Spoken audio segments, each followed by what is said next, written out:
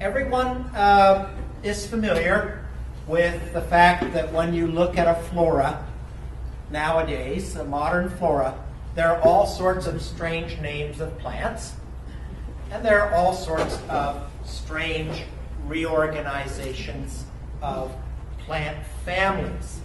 And this is, of course, disconcerting because we've actually had a period of relative stability in our nomenclature due to the fact that the people that wrote the major floras like Gray's Manual and the Gleason and Cronquist Manual just haven't been superseded. So we've been very conservative here, but I think that has changed. New floras that are coming out now are dramatically different, and I thought that I would put this together to illustrate some of the reasons why some of our names are changing and some of the theoretical underpinnings that underlie those changes, and why it's important that we make them, and why once you get used to it, you'll feel a lot better about it, and they'll actually enrich your experience with the plants. So the talk is really in two parts. Very briefly, I'm going to talk about the naming of plants and what plant names mean. And then the second part, which is also responsible for changes in names, is discovering how plants are related to each other. How do we do this? So, okay, first of all, the naming of plants. You are all familiar with the statement that a plant can have only one correct scientific name. The scientific name is composed of a genus and species. The thing that's often forgotten in this is what's tacked on at the end when classified in a particular way. So what that basically means is if your classification changes, the name may also change. So keep that in mind. When people tell you that scientific names are stable because every plant can have only one correct one, that's true for any particular classification. Of course, Linnaeus started all this with Species Plantarum in 1753, and his great contribution was the condensing of complex polynomial names by which plants used to be known in the Mediterranean era into these binomials. And so that was the great benefit. And the other great thing that he did was arrange a hierarchical classification. What does that mean? It means that plant names are in ever decreasing units, each unit subsuming the smaller ones. So there's a plant kingdom, a division, flowering plants, class, Rhosopsida, the true dicotyledons, the buttercup order, the buttercup family, the genus, and the species. And the only name that we really use popularly are genus and species, and of course we classify things into families and key out families. You never see orders in books to any extent. So what this means is the plant name is linked to this hierarchy and encapsulates it, and any particular species will have the features of all of the upper level groups. So what this means naturally is that if the classification changes, if you decide that a plant goes in a different hierarchy, then the name may change, at least if the different hierarchy involves the genus and species. So, and of course, it may also go into a different family, which is also disconcerting.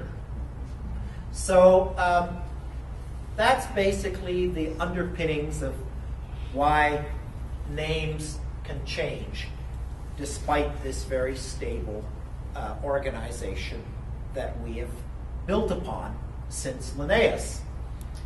And one thing that I like to point out is all of our modern nomenclatural and taxonomic things we see build on the genetic relationships of plants and how they are intertwined with each other in their relationships. But this classification actually occurred before Darwin, before genetics was understood, and before we understood how inherited variation drives evolution. So the science was based on correlating discontinuities and patterns of variation. And that works surprisingly well. It's actually, to me, in many ways amazing how well it worked.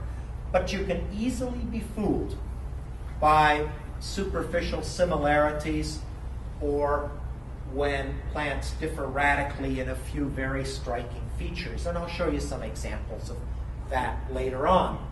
So now we think we are getting closer to the answer. So, but why are we sure of this? Why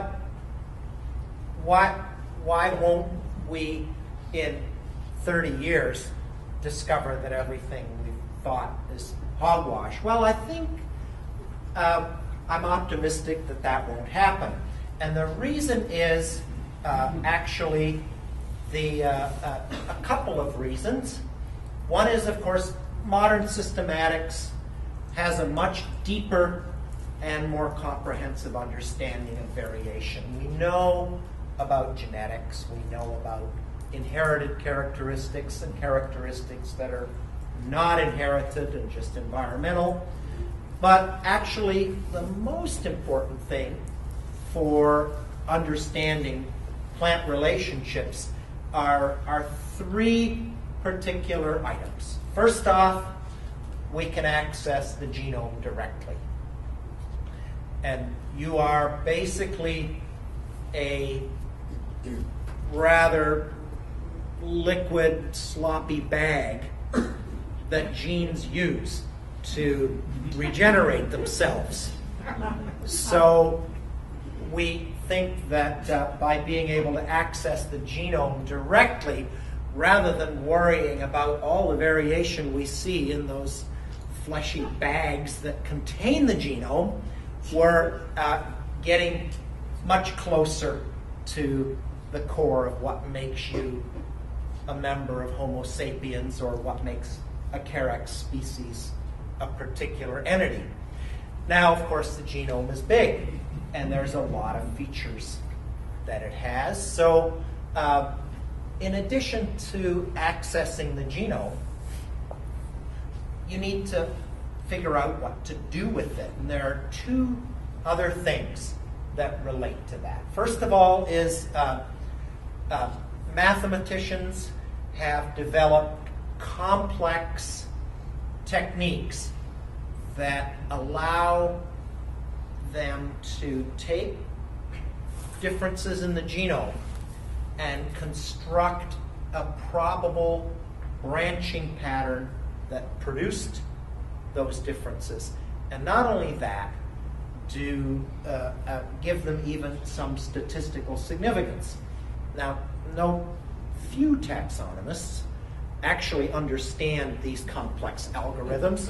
They're generated by mathematicians that sit in closed rooms and smoke too much. I don't believe it. In any event, they're rather useful. But until rather recently, they were also somewhat pointless, because the calculations as applied to our genetic material, which is so massively complex, couldn't be done. But now we've actually developed powerful computers that can perform these mathematical analyses. So we can actually derive branching patterns that give us an insight into relationships, ancestor-dependent, descendant relationships in the past. So there's DNA. There's the base pairs that make up this chain. It's goes twisted into a spiral. And there are millions and millions of base pairs in your genome. More than even Donald Trump can imagine. It's huge. So, isn't that awful? My God. Imagine reminding people of the Republican primary. I'm sorry. In any event,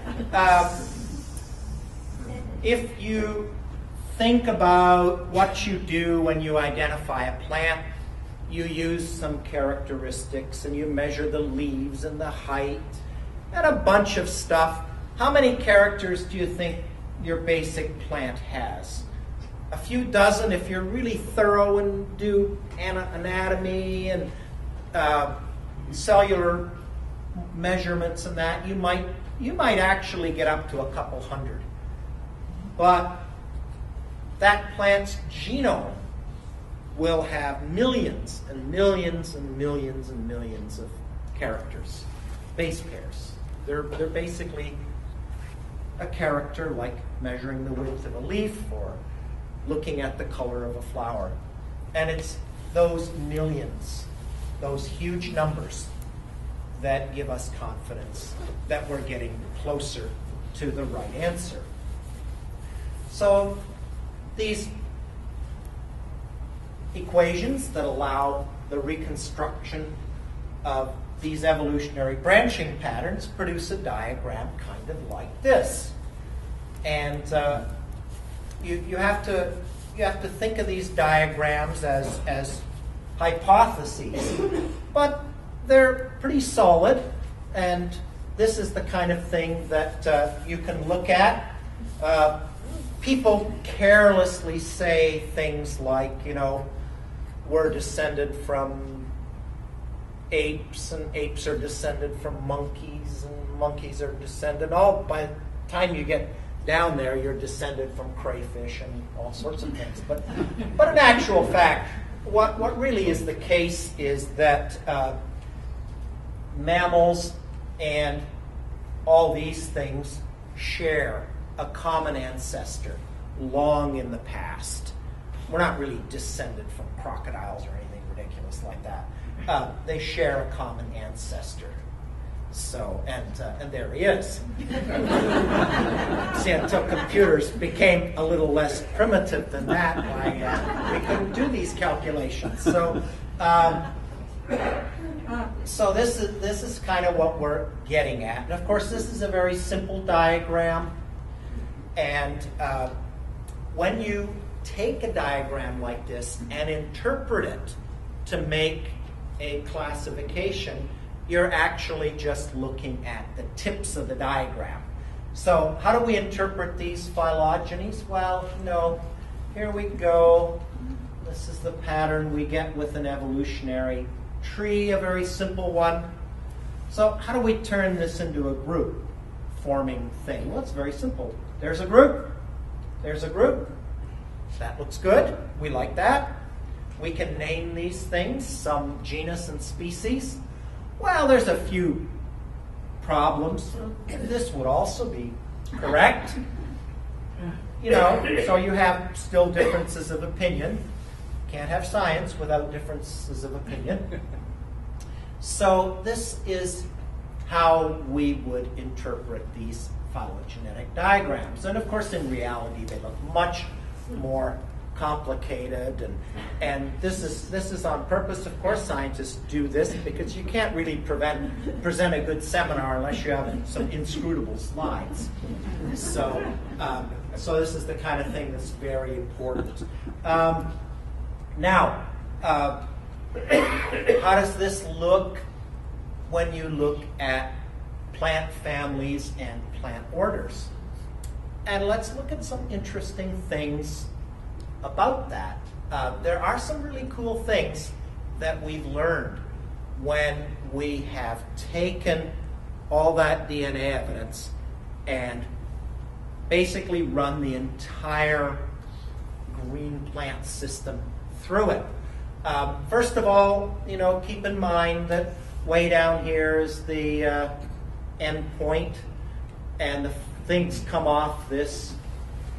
The lower down they come off, the longer ago they shared a common ancestor. So way back near the bottom, sticking off this somehow, are ferns. And there's a fern. We all like these little guys. And then, of course, next in line, now this is nothing unusual, next in line, of course, are conifers, along with cycads, ginkgo, and the Netales. This is more high school and undergraduate botany.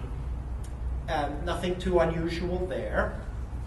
But now there's something really interesting that we never knew before that I think people can appreciate. How many of you learned about monocots and dicots in school? You remember that? No, monocots have parallel veined leaves and flower parts in threes, and dicots have netted veined leaves and flower parts in fours and fives, and they have two cotyledons instead of one. Well, it ain't so. We all started out as dicots, and somewhere right there, the monocots branched off, and then there's the rest of the dicots. So dicots actually are composed of two different things.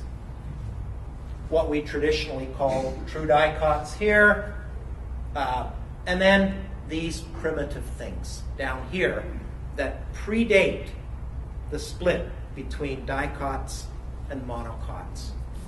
And these are pretty cool plants. I really like these guys. There are a lot of interesting things among these. So what are some of them? Right there are several lines going up. Amborellales, what on earth is that? Nymphaeales, that we know. Water lilies and their cousins. And Austrobalaceae, what on earth is that?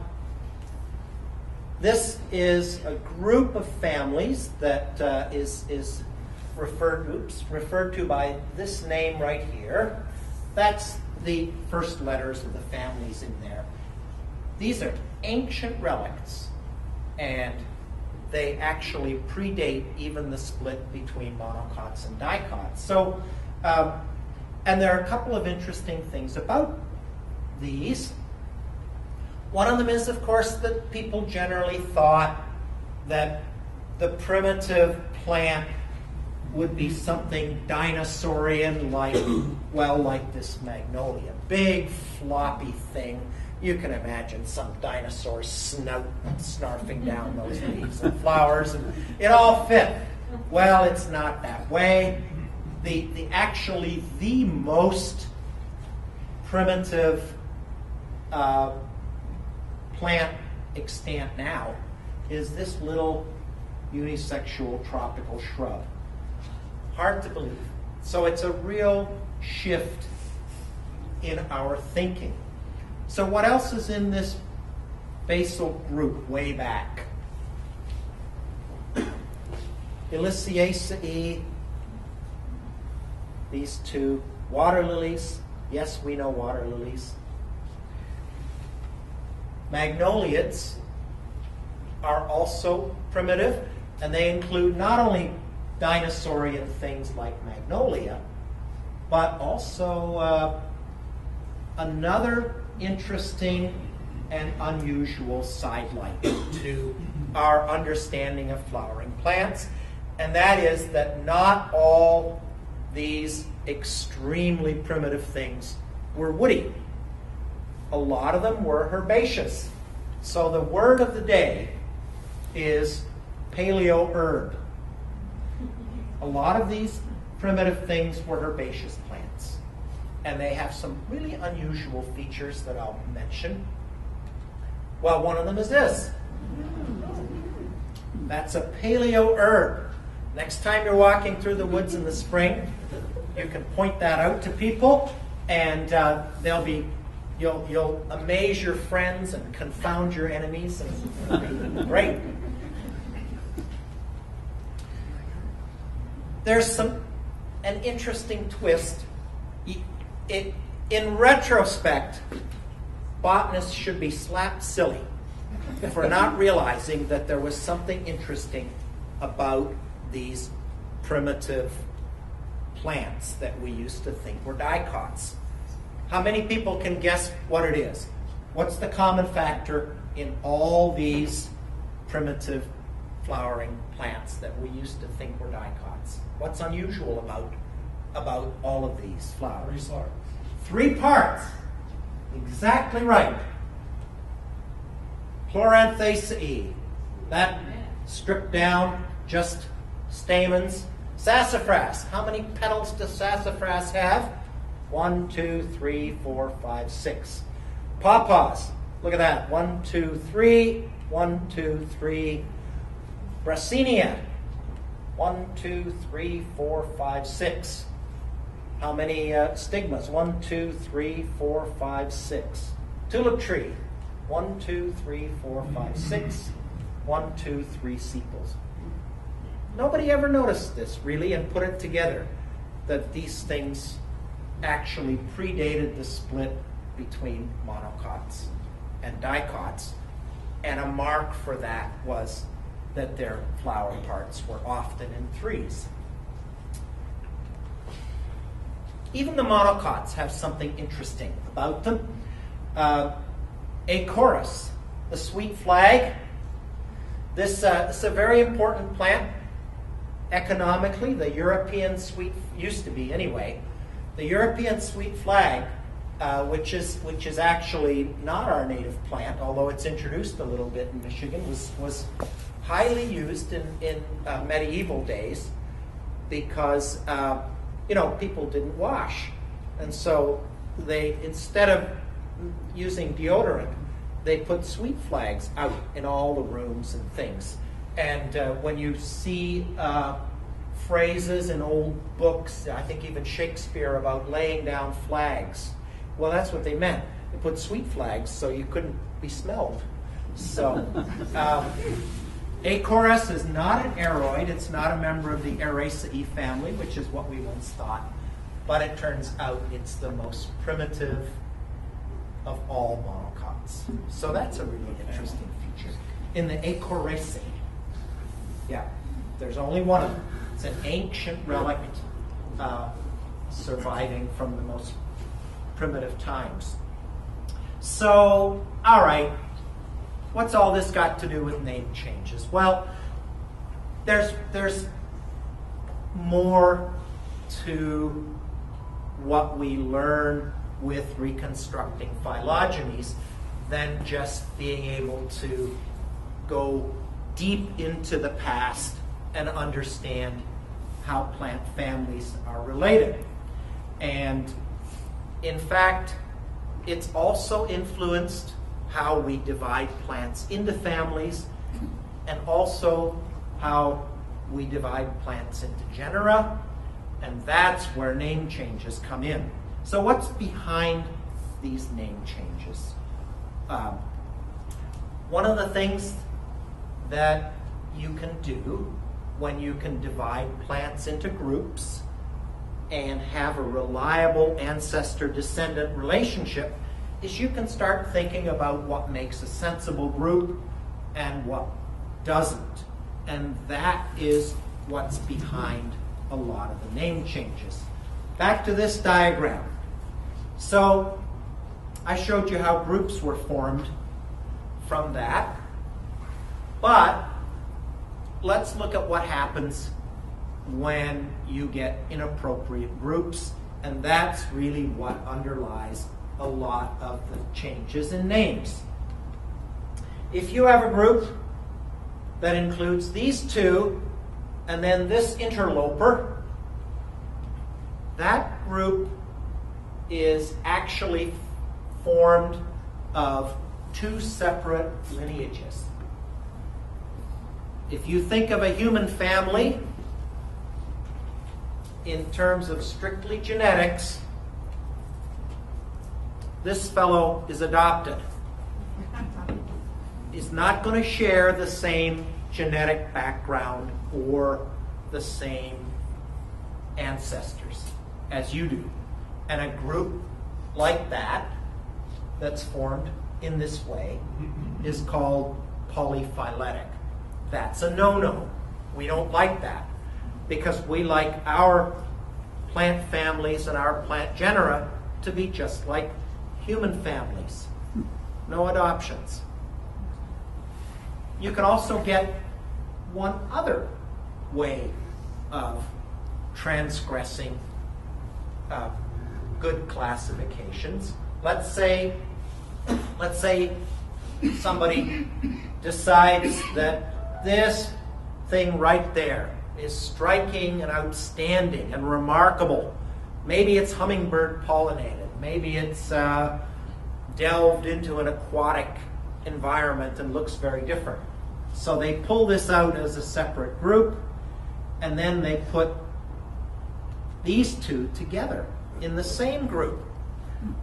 We don't like that either, because a group not only should be all descended from the same ancestor, in order for the formation of such a group to not be simply arbitrary, you also have to have the group contain all of the descendants of some particular ancestor.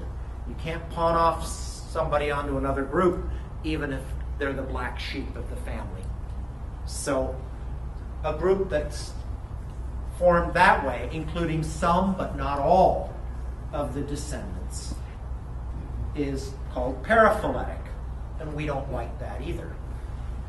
And it's those two concepts that unfortunately were relatively common in classifications that were built prior to our ability to access the genome. So a group that in fact contains all of the descendants of a single ancestor is monophyletic. A single line is what that translates to, and that's what we like. So when we have gone back and corrected the classifications to make them all monophyletic, that is basically accounting for most of the changes. So if any group, like a family or a genus, doesn't all come out together in one spot, when its phylogeny is reconstructed, that's a problem. So here's the kind of thing you end up with. Well, like our nice boreal black crowberry, very rare in Michigan, just on Lake Superior. Well, here's a phylogeny of the heath family. Very nice family, everyone likes it. Blueberries, all sorts of cool things in there. But look at what's sitting right in the middle of the blueberries. Empetrum.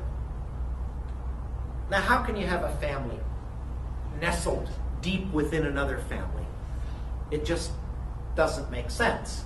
And of course, what we would say is that recognizing Empetraceae as a family makes the Ericaceae paraphyletic because it doesn't include all of the descendants of the common ancestor of that family.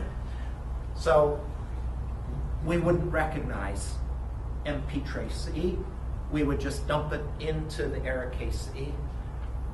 And it looks just like an Ericaceae. Why was it separated? It has a unique pollination system, unlike other Ericaceae. It's wind pollinated.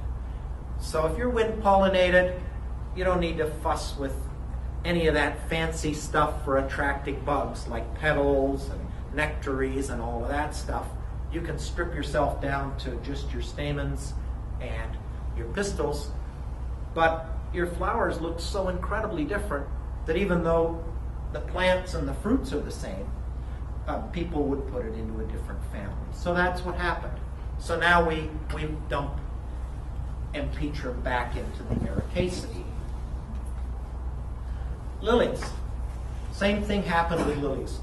When people looked at the phylogeny of lilies, it turned out they were actually what we used to call Liliaceae. It turned out they were actually in several different orders, much less families. And actually, in retrospect, when you look at them, they don't look remotely alike. So we have all these things now. This is still Liliaceae. Allium is in the Alliaceae or Amaryllidaceae. Elytris is in the Nartheciaceae, and so on. So we've divided the lilies up to make each of the lily families monophyletic units. Lots of families turned out to be pretty heavily impacted. Scrophulariaceae no more. Penstemons are actually plantains with makeup. They're plantains that have made up their flowers to look gaudy and showy to attract bugs. So that's kind of surprising, but the molecules don't lie. So there's your penstemon, and there's your plantain. There's a bigger plantain. You're excused if you don't see the resemblance. It's in their genes. And there's actually a lot more to it than that. These Scrophulariaceae, what used to be Scrophulariaceae, are all hemiparasites. Hemi because they still have some green color, but they all parasitize other plants. And it turns out when you look at their classification, they actually fall together with these plants, which we used to put in the Orobanchaceae and still do. Why? Because these don't have any chlorophyll or leaves or anything. They're total parasites. But actually, when you look at these hemiparasites, they're not all that green to begin with. And now we are very sensibly put them together in the same family. All the parasites go together, whether they have green leaves or not. So, very good. This is the oddest thing. Monkey flowers and our eastern woodland lopseed. You know, who would have ever thought? Their fruits are so dramatically different. On the other hand, if you look at the flowers, that doesn't look that different. And the leaves look kind of the same too. So that's okay. That's a pretty odd alignment. What do we have left in the scrophs? Ooh, verbascum, mullen. Well, of course, Scrophularia too. And Buddleia, the butterfly bush. Where does that come in? I have no idea. But its genes don't lie. So that's the kind of thing that we see when we look at phylogenies. Honeysuckles, Adoxaceae for Sambucus, and Caprifoliaceae, now restrictives. There is a pattern when you look at these changes. There really is something that you can predict. Highly variable families that were basically junk heaps of all sorts of different looking things thrown together, they turn out to be polyphyletic, unnatural. Families that are easily recognized and have a distinctive, unique adaptation often turn out to be monophyletic. Small families that are highly specialized and reduced, like aquatics or wind pollination or hummingbird pollination, are often widely misplaced in classification systems. People zeroed in on the weird, strange characteristic and used that to establish a family, and it just ain't so. They just diverged in that one feature. And commonly to unusual temperate representatives of widespread tropical families were often also separated out as their own family, and that's not so either. So here's a great example here. Calitrichae, here's the smallest one. Man, it is so small, it looks like a little tiny seedling. But when you get down in there, there's the flowers. Nobody's going to write home about that. There's the stamens, there's pistil, and they develop these weird two-lobed fruits. You got to get really close. We used to put this in the Calitrichaceae, but it turns out it nests right into the plantains, and these extreme differences. And remember, plants are very prone to this because plants are very plastic. These extreme differences are the result of adaptation to an aquatic or semi-aquatic environment. This thing grows in, it typically grows in tire ruts and wet roads. So that's, millions of years of adaptation to growing in tire ruts is kind of an interesting thing. I don't know how that works. But anyway, it's caused it to have its classification be very difficult to really assess. Of course, unfortunately, lots and lots of genera haven't been examined yet. And sometimes the changes are kind of cool. Like there's our ledum, and if you look at that, it's nested right in among the subgenera of rhododendrons. And sometimes we've understood this even before we looked at the molecules. So ledum has to go. That's a good thing. I mean, Michigan now has a native rhododendron. What's bad about that? Isn't it great? So, and there's what happens when you look at the molecules. All rhododendrons, bang, there's ledum. All rhododendrons, well, there's another genus. So you can see this is nested right in the middle of it. You can't pick that out and leave all the rest as rhododendrons. That doesn't work. But there are lots of good things, or at least relatively small changes. Irises. I mean, once you've seen one iris, you've seen them all, and they all stay together quite nicely. There is a little bit of a difference. This iris, which doesn't look much like an iris until you look close, our blackberry lily is now not Bellum candida chinensis, but Iris domestica. And it's nestled right in, where is it here? Right there. Smack in the middle of the irises. So its flowers are a bit funny, and so are the fruits, but it's an iris. There it is.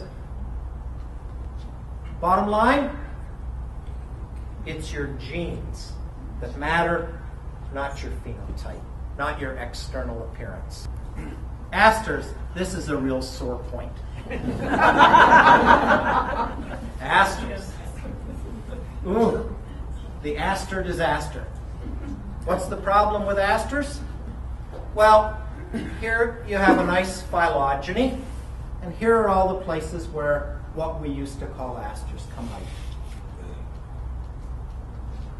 out. You know already that this is bad. And that's why we have all sorts of fancy new names for our asters. And of course, the rules are such that any substitute name has to be several syllables longer and much more difficult to pronounce. So there's some of these unwritten rules here. So that actually is one of the most striking changes that we've had to make. But there are lots of families that aren't changed. Mustards. Mustards are all the same. Once you've seen one mustard, you've seen them all, good or bad. Beans. These striking specialized flowers are a cohesive natural unit, and they stay that way. The family that asters belong to, once you've seen one daisy, you've seen them all. I mean, they're all the same. The Asteraceae stays as a nice natural unit. Orchids. Orchids are all a natural unit, and the families are all uniform and stay that way. So that's good news. Grasses. Grasses all hang together. You know, by the time you add up all the grasses and all the orchids and all the Asteraceae and yes, indeed, all the sedges, which are also a cohesive unit that sticks together, none of these have had their family affinities change. So most of the flora basically has stayed the same. So that's not all bad. That's actually pretty good. So you know, we're in pretty good shape with a lot of things. So, but the asters we definitely have to apologize for.